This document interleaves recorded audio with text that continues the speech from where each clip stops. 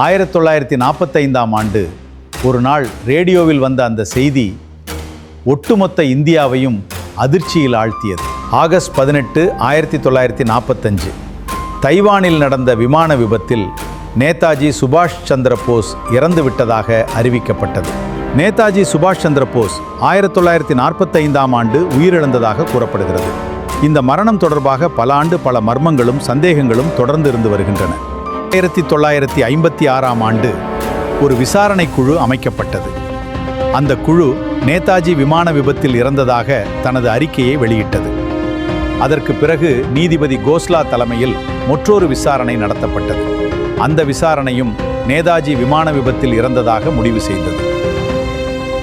ஆனால் 1990இல் மீண்டும் ஒரு விசாரணை கமிஷன் அமைக்கப்பட்டது. இதில் நேதாஜி இறந்ததாக விமான விபத்து நடந்ததற்கான ஆதாரம் இல்லை என்று கூறப்பட்டது. விபத்து நடந்ததாக சொல்லப்பட்ட தைவானில் அதற்கான மருத்துவ சான்றிதழோ அல்லது தெளிவான புகைப்பட ஆதாரங்களோ கிடைக்கவில்லை.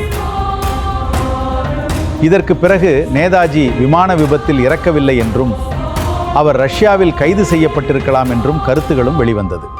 மேலும் ஒரு நிகழ்ச்சியில் இந்திரா காந்தி, நான் ஒரு உண்மையை சொன்னால் மக்கள் மிகவும் மகிழ்ச்சி அடைவார்கள் என்று கூறியதாக உடனே நேரு அதை தடுத்ததாகவும் சிலர் கூறுகின்றனர்.